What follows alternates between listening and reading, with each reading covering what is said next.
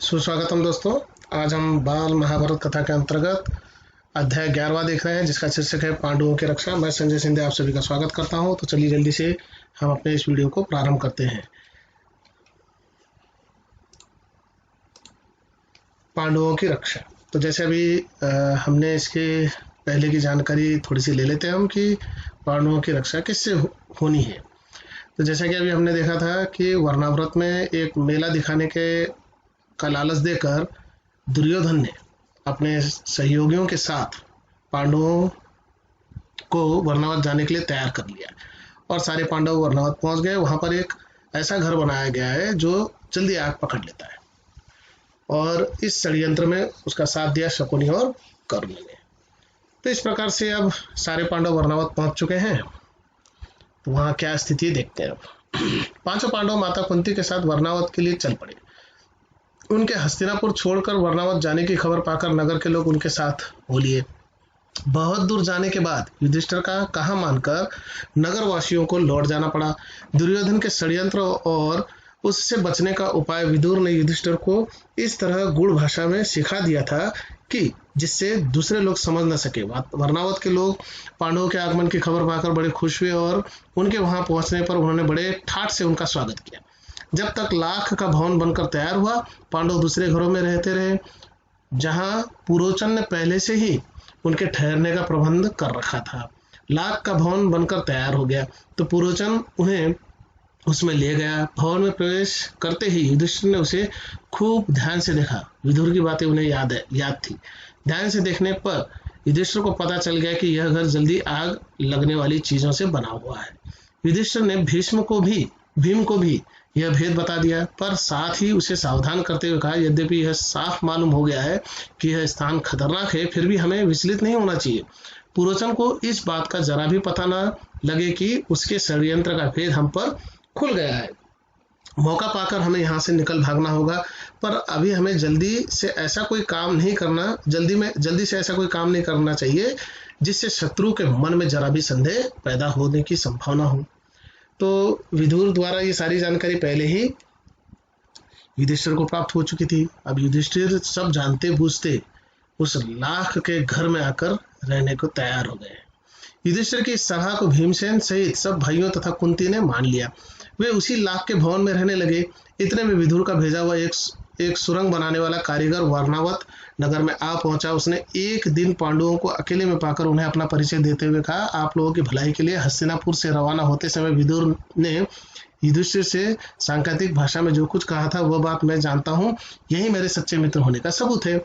आप मुझ पर भरोसा रखें, मैं आप लोगों की रक्षा का प्रबंध करने के लिए आया हूँ।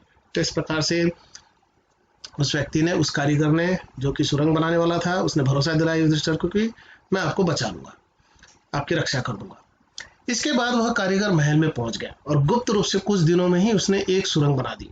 इस रास्ते से पांडव महल के अंदर से नीचे ही नीचे चहारदीवारी और गहरी खाई को लांघ कर सुरक्षित बेखटके बाहर निकल सकते थे। यह काम इतने गुप्त रूप से और इस खूबी से हुआ कि पुरोचन को अंत तक इस बात की खबर न होने पाई। पुरोचन ने लाख के भवन के द्वार पर ही अपने रहने के लिए स्थान बनवा लिया था। इस कारण पांडवों को भी सारी रात हथियार लेकर चौकन्ने रहना पड़ता था। तो दोनों तरफ से जो है, एक अपनी रक्षा के लिए उपाय कर रहा है और एक पांडवों को मारने की तैयारी कर रहा है। एक दिन पुरोचन ने सोचा कि अब पांडवों का काम तमाम करने का समय आ गया है। समझदार युधिष्ठिर उसके रंग ढंग से ताड़ गए कि वह क्या सोच रहा है। युधिष्ठिर की सलाह से माता कुंती उसी रात को एक बड़े भोज का प्रबंध किया।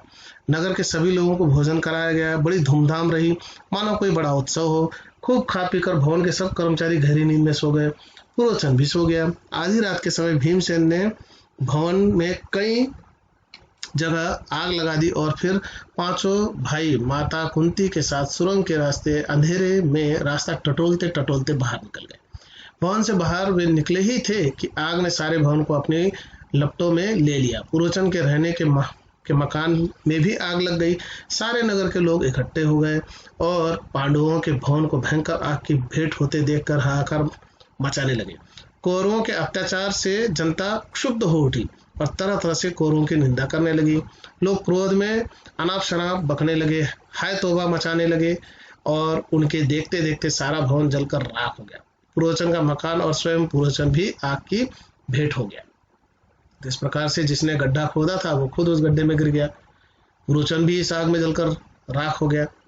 और यहाँ पांडव जो है अपनी रक्षा करने में सफल हुए। वारनावत के लोगों ने तुरंत ही हस्तिनापुर में खबर पहुंचा दी कि पांडव जिस भवन में ठहराए गए थे वह जलकर राख हो गया है और भवन में कोई भी जीता नहीं बचा। धृतराष्ट्र और उनके बेटों ने पांडवों की मृत्यु पर बड़ा शोक मनाया। वे गंगा किनारे गए और पांडवों तथा कुंती को जलांजलि दी। फिर सब मिलकर बड़े जोर जोर से रोते और विलाप करते हुए घर लौटे, परंतु दार्शनिक विदुर ने शोक को मन ही मन में दबा लिया, अधिक शोक प्रदर्शन न किया। इसके अलावा विदुर को यह भी पक्का विश्वास था कि पांडव लाख के भवन से बचकर निकल गए होंगे। पितामह भीष्म तो मानो शोक के सागर में ही थे, पर उनको विदुर ने धीरज बंधाया और पांडवों के बचाव के लिए किए गए अपने सारे प्रबंध का हाल बताया, उन्हें चिंता मुक्त कर दिया। लाख के घर को जलता हुआ छोड़कर पांचों भाई माता कुंती के साथ बच निकले और जंगल में पहुंच गए। जंगल में पहुंचने पर भीमसेन ने देखा कि रात भर जगे होने तथा चिंता और भय से पीड़ित होने के कारण चारों भाई बहुत थके हुए हैं। माता कुंती की दशा तो बड़ी दयनीय थी, बेचारी थक कर चूर हो गई थी। सो महाबली भीम ने माता को उठाकर अपने कंधे पर बिठा लिया और नकुल एवं सहदेव को कमर पर ले लिया। युधिष्ठिर और अर्जुन को दोनों हाथों से पकड़ लिया और वह उस जंगली रास्ते में उन्मत्त हाथी के समान झाड़ झंखाड़ और पेड़ पौधों को इधर उधर हटाता और रौंदता हुआ तेजी से चलने लगा। जब वे सब गंगा किनारे पहुंचे तो वहां विदुर की भेंट हुई और एक नाव मिली। युधिष्ठिर ने मल्लाह से सांकेतिक प्रश्न करके जांच लिया कि वह मित्र है। वे लोग अगले दिन शाम होने तक चलते ही रहे ताकि किसी सुरक्षित स्थान पर पहुंच जाए। सूरज डूब गया और रात हो चली, चारों तरफ अंधेरा छा गया। कुंती और पांडव एक तो थकावट के मारे चूर हो रहे थे, ऊपर से प्यास और नींद भी उन्हें सताने लगी। चक्कर सा आने लगा, एक पग भी आगे बढ़ना असंभव हो गया। भीम के सिवाय और सब भाई वहीं जमीन पर बैठ गए। कुंती से तो बैठा ही नहीं गया। वह दीन भाव से बोली, मैं तो प्यास से मरी जा रही हूँ, अब मुझसे बिल्कुल चला नहीं जाता। धृतराष्ट्र के बेटे चाहे तो भले ही मुझे यहाँ से उठा ले जाए, मैं तो यहीं पड़ी रहूंगी। यह कहकर कुंती वहीं जमीन पर गिरकर बेहोश हो गई। तो खाने पीने की सुविधा और प्यास भी बहुत लगी हुई थी, असुविधा और प्यास भी बहुत लगी हुई थी, इसलिए कुंती जो है वहां पर बेहोश हो गई है। माता और भाइयों का यह हाल देखकर क्षोभ के मारे भीमसेन का हृदय दग्ध हो गया अर्थात क्रोधित हो गया। वह उस भयानक जंगल में बेधड़क घुस गया और इधर उधर घूम घूम कर उसने एक जलाशय का पता लगा ही लिया। उसने पानी लाकर माता एवं भाइयों की प्यास बुझाई। पानी पीकर चारों भाई और माता कुंती ऐसे सोए कि उन्हें अपनी सुध बुद्ध तक न रही। अकेले भीम से मन ही मन कुछ सोचता हुआ चिंतित भाव से बैठा रहा। पांचों भाई माता कुंती को लिए अनेक विघ्न बाधाओं का सामना करते और बड़ी मुसीबतें झेलते हुए उस जंगली रास्ते में आगे बढ़ते ही चले गए। वे कभी माता को उठाकर तेज चलते, कभी थके मांदे बैठ जाते, कभी एक दूसरे से होड़ लगाकर रास्ता पार करते। वे ब्रह्मचारियों का वेश धर कर एक चक्रा नगरी में जाकर एक ब्राह्मण के घर में रहने लगे। माता कुंती के साथ पांचों पांडव एक चक्रा नगरी में भिक्षा मांगकर अपनी गुजर करके दिन बिताने लगे। भिक्षा के लिए जब पांचों भाई निकल जाते तो कुंती का जी बड़ा बेचैन हो जाता था। वह बड़ी चिंता से उनकी बाट जोहती रहती। उनके लौटने में जरा भी देर हो जाती तो कुंती के मन में तरह तरह की आशंकाएं उठने लगती थी। तो वाकई में चिंता की बात रही होगी एक माँ के लिए, क्योंकि जिसके भाई कौरव उनको मारने के लिए इतना बड़ा षड्यंत्र रचते हैं तो वहाँ चिंता लाजमी है। पांचों भाई भिक्षा में जितना भोजन लाते कुंती उसके 2 हिस्से कर देती। एक हिस्सा भीमसेन को दे देती और बाकी आधे में से 5 हिस्सा करके चारों बेटे और खुद खा लेती थी। तिस पर भी भीमसेन की भूख नहीं मिटती थी। हमेशा ही भूखा रहने के कारण वह दिन प्रतिदिन दुबला होने लगा। भीमसेन का यह हाल देखकर कुंती और युधिष्ठिर बड़े चिंतित रहने लगे। थोड़े से भोजन से पेट न भरता था, सो भीमसेन ने एक कुम्हार से दोस्ती कर ली। उसने मिट्टी आदि खोदने में मदद करके उसको खुश कर दिया। कुम्हार भीम से बड़ा खुश हुआ और एक बड़ी भारी हंडी बनाकर उसको दी। भीम उसी हंडी को लेकर भिक्षा के लिए निकलने लगा। उसका विशाल शरीर और उसकी वह विलक्षण हंडी देखकर बच्चे तो हंसते हंसते लोटपट हो जाते। एक दिन चारों भाई भिक्षा के लिए गए। अकेले भीमसेन ही माता कुंती के साथ घर पर रहा। इतने में ब्राह्मण के घर के भीतर से बिलक बिलक कर रोने की आवाज आई। अंदर जाकर देखा तो ब्राह्मण और उसकी पत्नी आंखों में आंसू भरे सिसकियां लेते हुए एक दूसरे से बातें कर रहे हैं। ब्राह्मण बड़े दुखी हृदय से अपनी पत्नी से कह रहा था, कितनी ही बार मैंने तुम्हें समझाया कि इस अंधेरे नगरी को छोड़कर कहीं और चले जाएं, पर तुम नहीं मानी। यही हट करती रही कि यह मेरे बाप दादा का गांव है, यहीं रहूंगी। बोलो आप क्या कहती हो? अपनी बेटी की भी बलि कैसे चढ़ा दूं और पुत्र को कैसे काल कवलित होने दूं? यदि मैं शरीर त्यागता हूँ तो फिर इन अनाथ बच्चों का भरण पोषण कौन करेगा? हाय, मैं अब क्या करूं? और कुछ करने से तो अच्छा उपाय यही कि सभी एक साथ मौत को गले लगा ले, यही अच्छा होगा। कहते कहते ब्राह्मण शिशक शिशक कर रो पड़ा। तो किसी संकट का आगमन दर्शा रहा है ब्राह्मण का रोना। और संकट कुछ इस प्रकार से या तो पुत्री पर आएगा या पुत्र पर आएगा, या उसे उस संकट को सहना पड़ेगा, और जो उस संकट को सहेगा उसकी मृत्यु निश्चित है। तो इस प्रकार का संकट ब्राह्मण के परिवार पर आ गया है। ब्राह्मण की पत्नी रोती रोती बोली, प्राणनाथ, मुझे मरने का कोई दुख नहीं है। मेरी मृत्यु के बाद आप चाहे तो दूसरी पत्नी ला सकते हैं। अब मुझे प्रसन्नता पूर्वक आज्ञा दे ताकि मैं राक्षस का भोजन बन सकूं। पत्नी की ये व्यथा भरी बातें सुनकर ब्राह्मण से न रहा गया। वह बोला, प्रिय, मुझसे बड़ा दुरात्मा और पापी कौन होगा जो तुम्हें राक्षस की बलि चढ़ा दे और खुद जीवित रहे। माता पिता को इस तरह बातें करते देख ब्राह्मण की बेटी से न रहा गया। उसने करुण स्वर में कहा, पिताजी, अच्छा तो यह है कि राक्षस के पास आप मुझे भेज दें। आपको इस तरह रोते देखकर ब्राह्मण का नन्हा सा बालक पास में पड़ी हुई सूखी लकड़ी हाथ में लेकर घूमता हुआ बोला, उस राक्षस को तो मैं ही इस लकड़ी से इस तरह जोर से मार डालूंगा। कुंती खड़ी खड़ी यह सब देख रही थी। अपनी बात कहने का उसने ठीक मौका देखा और बोली, हे ब्राह्मण, क्या आप कृपा करके मुझे बता सकते हैं कि आप लोगों के इस असमय दुख का क्या कारण है? ब्राह्मण ने कहा, देवी सुनिए, इस नगरी के समीप एक गुफा है। उसमें बक नामक एक बड़ा अत्याचारी राक्षस रहता है। पिछले 13 वर्षों से इस नगरी के लोगों पर वह बड़े जुल्म ढा रहा है। इस देश का राजा, जो वेत्रकीय नाम से के महल में रहता है, इतना निकम्मा है कि प्रजा को राक्षस के अत्याचार से बचा नहीं रहा है। इससे घबराकर नगर के लोगों ने मिलकर उससे बड़ी अनुनय विनय की कि कोई न कोई नियम बना ले। बकासुर ने लोगों की यह बात मान ली और तब से इस समझौते के अनुसार यह नियम बना हुआ है कि लोग बारी बारी से एक एक आदमी और खाने की चीजें हर सप्ताह उसे पहुंचा दिया करते हैं। इस सप्ताह में उस राक्षस के खाने के लिए आदमी और भोजन भेजने की हमारी बारी है।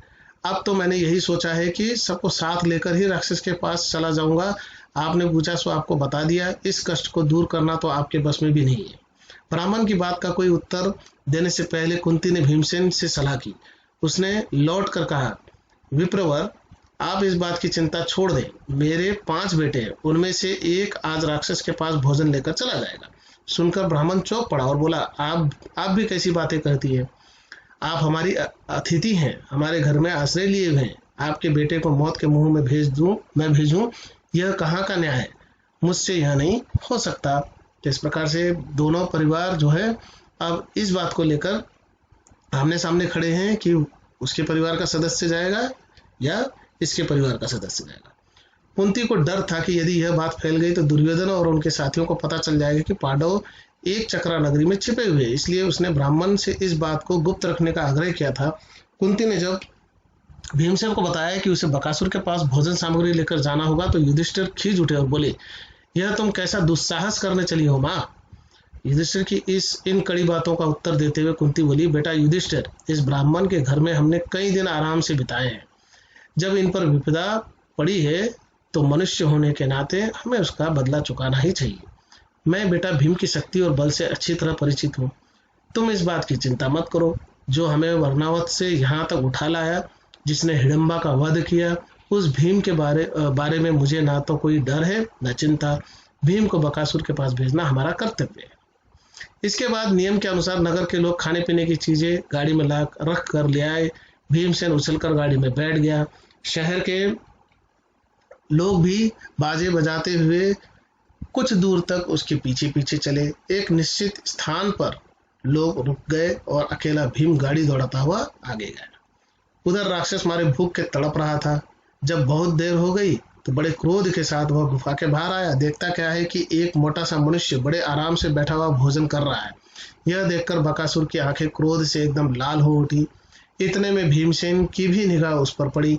उसने हंसते हुए उसका नाम लेकर पुकारा। भीमसेन की यह ढिठाई देखकर राक्षस गुस्से में भर गया और तेजी से भीमसेन पर झपटा। अब जो भोजन खुद अगर भीमसेन ही खत्म कर देंगे तो बकासुर को क्रोध आना स्वाभाविक था, तो वो भीमसेन पर झपट पड़ा। भीमसेन ने बकासुर को अपनी ओर आते देखा तो उसने उसकी तरफ पीठ फेर ली और कुछ भी परवाह न करके खाने में ही लगा रहा।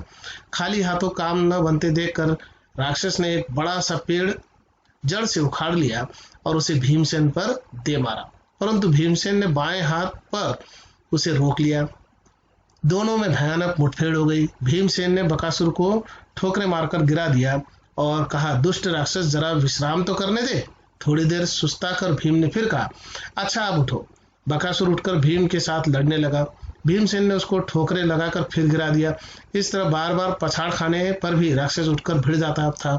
आखिर भीम ने उसे मुंह के बल गिरा दिया और उसकी पीठ पर घुटनों की मार देकर उसकी रीढ़ तोड़ डाली। रीढ़ अर्थात पीठ की हड्डी।